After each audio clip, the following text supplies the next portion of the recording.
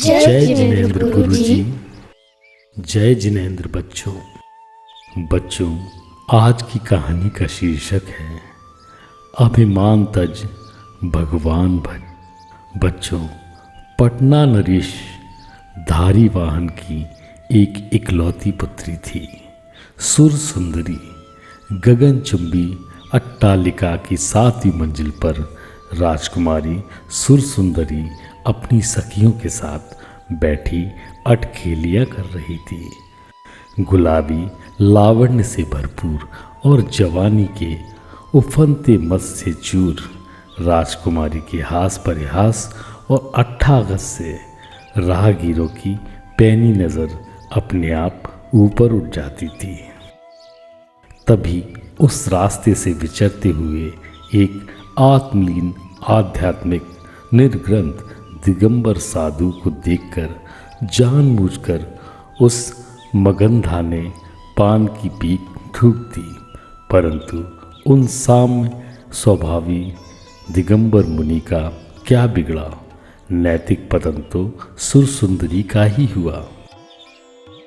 जब नैतिक पतन हुआ तो भौतिक पतन होने में क्या संदेह है। पानी का बुलबुला कब तक अपनी पर्याय पर गर्व करेगा। सौंदर्य की हाट कितने दिन तक चलेगी। सुर सुंदरी की भरी पूरी जवानी में ही बुढ़ापा आ गया। देव ने विलंब भी नहीं किया। इस हाथ दीजिए, साथ लीजिए।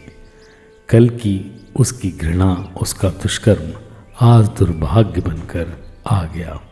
कल की रूपवती सुर सुंदरी आज रुग्ण और कुरूपा थी।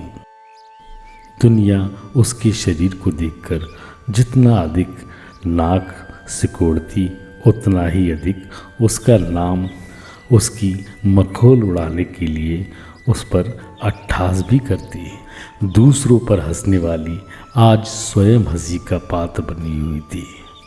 दूसरों पर पान की पीक थूकने वाली आज उस पर दुनिया थूक रही थी। इकलौती पुत्र का यह कष्ट सम्राट धारी वाहन के लिए असहनीय था। उन्होंने अपनी बेटी के दुर्भाग्य को सौभाग्य में बदलने के लिए हर संभव प्रयास किए। रोग है तो इलाज भी है, बंधन है तो मुक्ति भी है, और समय आने पर संयोग सफलता को प्राप्त करा ही देता है। कर्म रोग से मुक्ति का उपाय दिगंबर साधियों के सिवाय किसके पास हो सकता है।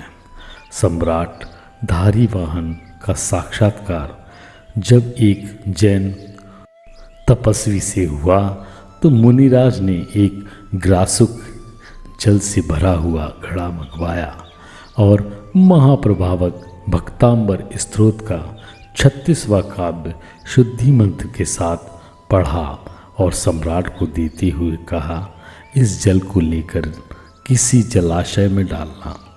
प्रतिदिन उसी जलाशय में स्नान करने से राजकुमारी से 36 दिन के बाद अपने सुर सुंदरी नाम को सार्थक करेगी। परंतु यह ध्यान रखना, वह सुर सुंदरी जैसे ही अपने स्वर्ण देह को प्राप्त करेगी कि उसके जीवन में वैराग्य हो जाएगा। आपकी ममता छोड़कर वह अपनी क्षमता एवं समता की भक्तारिका आरिका बनेगी। इसकी होनार इसे सुर सुंदरी बनाकर ही चुप न रहेगी, वरना इसकी निकट भव्यता इसे शिव सुंदरी के योग्य बनाएगी।